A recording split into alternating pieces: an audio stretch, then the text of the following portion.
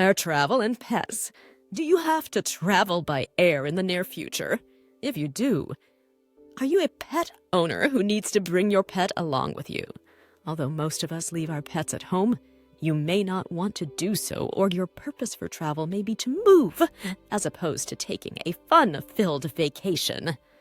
Regardless of your reasons for wanting or needing to travel with your pet or pets, there are a number of important points that you will need to keep in mind. The first step in traveling with a pet is to make sure that you can do so.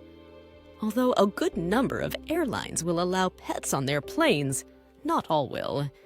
You may be in a predicament if you plan to depart from a small airport with only one or two airlines.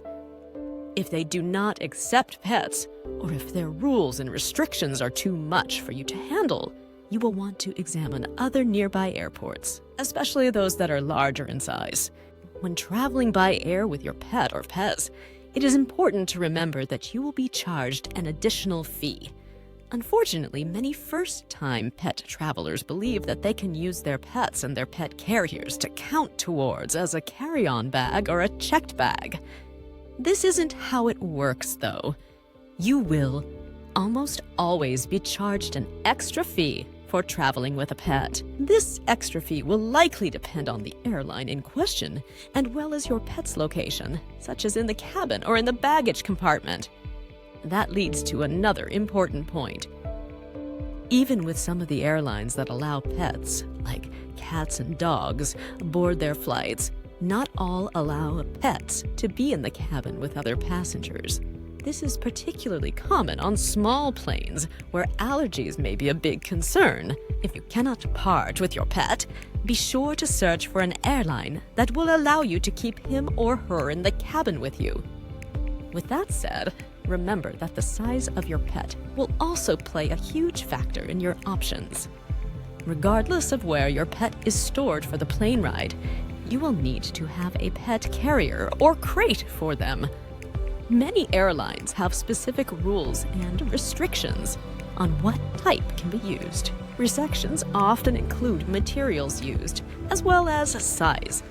Most will provide you with that information when asked. Speaking of pet crates and carriers, it is important to make sure that you give your pet enough room to stand and move around a little bit.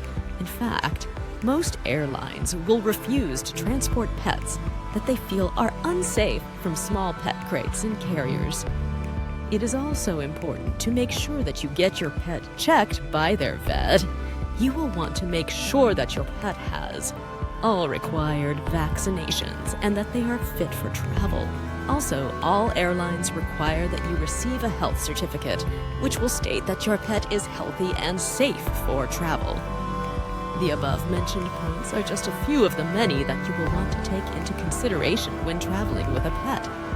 Added tips include booking direct flights, making sure your pet's collar is marked with the proper identification, as well as their pet carrier.